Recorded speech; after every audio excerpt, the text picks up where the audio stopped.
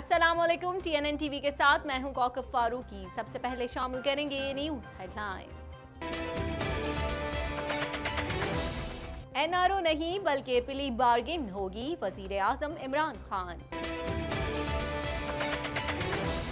मेरी गिरफ्तारी जुल्म है और जुल्म की हुकूमत ज्यादा देर कायम नहीं रह सकती, Rana Sanaullah. Deputy commander royal Saudi naval force ने नेवल हेडक्वार्टर इस्लामाबाद का दौरा किया। अक़वाम मुत्तहिदा में पाकिस्तानी अमन दस्तों को खैराज तहसीन पेश, मलिया लोदी। इनसे मुल्क चल नहीं रहा, लगता है बंदर के हाथ में उस तरह आ गया है, आसिफ अली जरदारी। कसीर सकाफती मुमलिकत का हिस्सा बनने पर फख्र है, जस्टिन ट्रूडो। टोरंटो में गुज़िश्ता चंद रोज में तवातुर के साथ फायरिंग के 4 वाक़यात। सास्केचुआन में 2 टोर्नाडोज के नतीजे में 3 अफराद जख्मी। अमेरिकी सदर ने अपनी बेटी को हसीना और वजीर खारजा माइक पॉम्पियो को दरिंदा कह दिया। ईरान आग से खेलने की कोशिश में अपना नुकसान ही करेगा, सदर ट्रंप। दुबई के हुक्मरान की अहलिया की जर्मनी में सियासी पनाह की दरख्वास्त। मैक्सिको में गर्मी के मौसम में बर्फबारी। हेडलाइंस आपने जानी, खबरों की तफसील शामिल करेंगे इस ब्रेक के बाद।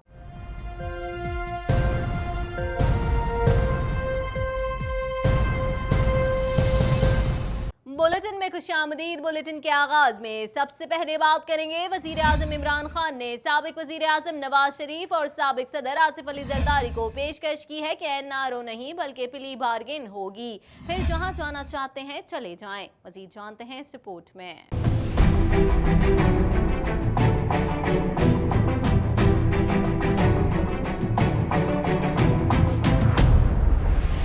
वज़ीर आज़म इमरान खान ने साबिक वज़ीर आज़म नवाज शरीफ और साबिक सदर आसिफ अली जरदारी को पेशकश की है कि NRO नहीं बल्कि प्ली बार्गेन होगी, फिर जहां जाना चाहें चले जाएं।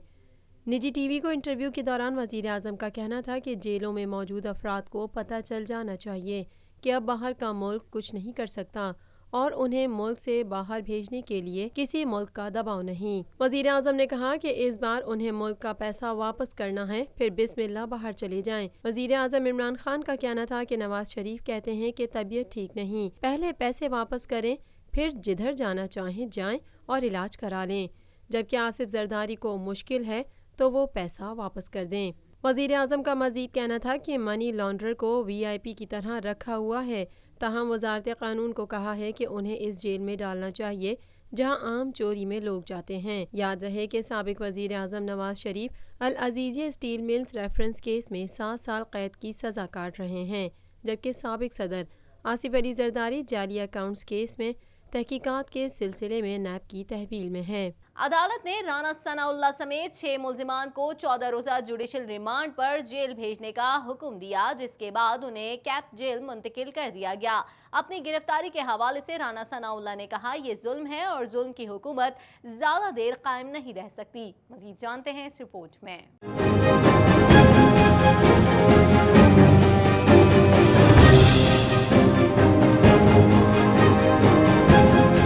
हेरोइन बरामदगी के इल्जाम में जेर हिरासत मुस्लिम लीग नून पंजाब के सदर राना सनाउल्लाह को 14 रोजा जुडिशल रिमांड पर जेल भेज दिया गया। इंसदाद मुनशियात फोर्स की जानिब से राना सनाउल्लाह का जिला कचहरी में जुडिशल मजिस्ट्रेट अहमद वकास की अदालत के रूबरू पेश किया गया। समाअत के दौरान राना सनाउल्लाह के वकील ने मौके इख्तियार किया कि उनके मौके पर सियासी केस बनाकर गिरफ्तारी डाली गई है, जबकि ANF ने राना सनाउल्लाह समेत तमाम 6 मुल्जिमान के जिस्मानी रिमांड की इस्तदा की। अदालत ने राना सनाउल्लाह समेत 6 मुल्जिमान को 14 रोजा जुडिशल रिमांड पर जेल भेजने का हुक्म دیا جس کے بعد انہیں کیمپ جیل منتقل کر دیا گیا۔ رانا ثناء اللہ کی پیشی کے موقع پر سیکیورٹی کے پیش نظر کچہری کے چاروں اطراف کنٹینرز کھڑے کر دیے گئے جس پر شہریوں کی پولیس سے تلخ کلامی بھی ہوئی۔ S P security Faisal Shahzad کے مطابق رانا ثناء اللہ کی پیشی کے لیے سیکیورٹی پلان کے تحت پولیس اور اینٹی رائٹ فورس کے 400 سے زائد اہلکار تعینات کیے گئے۔ اپنی گرفتاری کے حوالے سے رانا ثناء اللہ نے کہا یہ ظلم ہے اور ظلم کی حکومت زیادہ دیر تک قائم نہیں رہ سکتی، یہ خدا کا فیصلہ ہے۔ انہوں نے وزیر اعظم عمران خان پر تنقید کرتے ہوئے کہا کہ اسے شرم آنی چاہیے جو کہتا ہے کہ یہ مدینے کی ریاست ہے۔ گزشتہ روز انسداد منشیات فورس نے رانا ثناء اللہ کو فیصل آباد سے لاہور جاتے ہوئے موٹر وے کے مقام پر حراست میں لیا تھا۔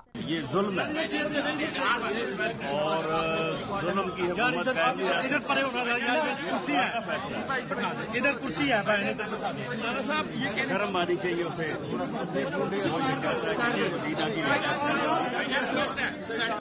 خبر شامل کریں گے، آپ کو بتائیں ڈپٹی کمانڈر رائل سعودی نیول فورس نے نیول ہیڈ کوارٹرز اسلام آباد کا دورہ کیا جہاں ان کی پاک بحریہ کے سربراہ ایڈمرل ظفر محمود عباسی سے ملاقات ہوئی۔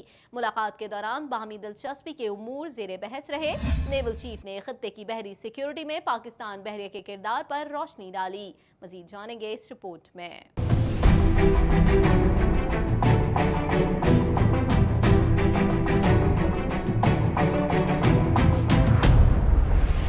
ڈپٹی کمانڈر رائل سعودی نیول فورس نے نیول ہیڈ کوارٹر اسلام آباد کا دورہ کیا جہاں ان کی پاک بحریہ کے سربراہ ایڈمرل ظفر محمود عباسی سے ملاقات ہوئی۔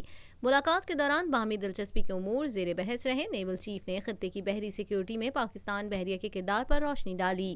ڈپٹی کمانڈر رائل سعودی نیول فورس نے نیول ہیڈ کوارٹر اسلام آباد کا دورہ کیا جہاں ان کی پاک بحریہ کے سربراہ ایڈمرل ظفر محمود عباسی سے ملاقات ہوئی۔ تفصیلات کے مطابق ترجمان بحریہ کا کہنا ہے کہ رائل سعودی نیول فورس کے وفد نے نیول ہیڈ کوارٹر اسلام آباد کا دورہ کیا۔ وفد کے سربراہ ڈپٹی کمانڈر رائل سعودی نیول فورس نے پاک بحریہ کے سربراہ ایڈمرل ظفر محمود عباسی سے ملاقات کی۔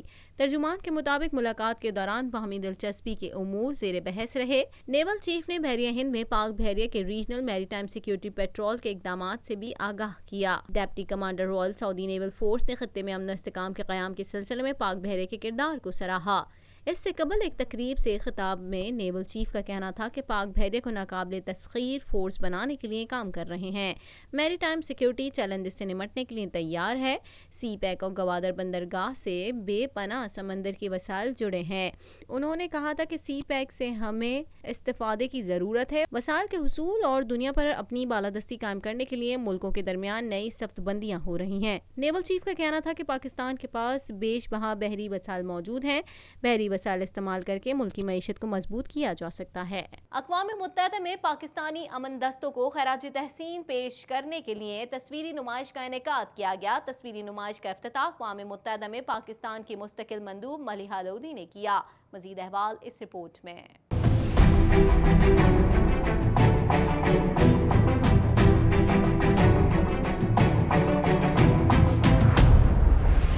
اقوام متحدہ میں پاکستان امن دستوں کو خراج تحسین پیش کرنے کے لیے تصویری نمائش کا انعقاد کیا گیا۔ تصویری نمائش کا افتتاح اقوام متحدہ میں پاکستان کی مستقل مندوب ملیحہ لودھی نے کیا۔ نمائش میں انڈر سیکریٹری جنرل برائے امن مشنز جان لاکرا، سفرا، مندوبین اور اقوام متحدہ کے اہلکاروں کی بڑی تعداد نے شرکت کی۔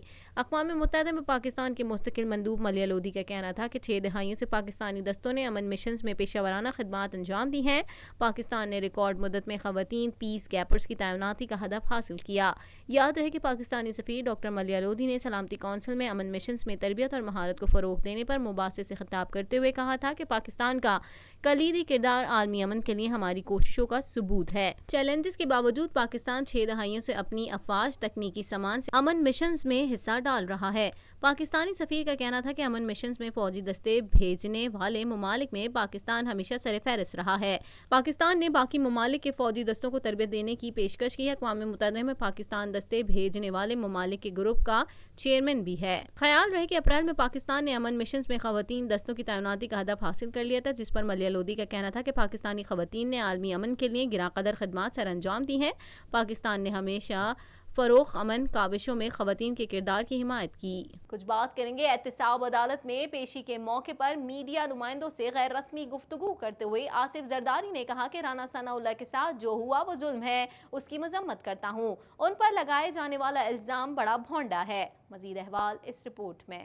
साबिक सदर आसिफ अली जरदारी ने वफाकी हुकूमत पर कड़ी तनकीद करते हुए कहा है कि अब तो गाड़ियों पर भी टैक्स लगा दिया है, इसलिए लगता है बंदर के हाथ में उस तरह आ गया है। एहतसाब अदालत में पेशी के मौके पर मीडिया नुमाइंदों से गैर रस्मी गुफ्तगू करते हुए आसिफ जरदारी ने कहा कि राना सनाउल्लाह के साथ जो हुआ वो जुल्म है, उसकी मजम्मत करता हूँ। उन पर लगाए जाने वाला इल्जाम बड़ा भोंडा है। साबिक सदर ने सवाल किया कि क्या राना सनाउल्लाह अपनी गाड़ी में मुनशियात लेकर जाएंगे। मुझ पर भी ऐसा ही मुनशियात का केस बनाया गया। मुझे मुनशियात केस से निकलते 5 साल लग गए। मेरे केस में बरामदगी कोई नहीं थी, इस केस में डाली गई है। आसिफ जरदारी का कहना था कि मेरे केस की सजा भी सजाए मौत है और राना सनाउल्लाह पर बनाए गए केस की सजा भी मौत है।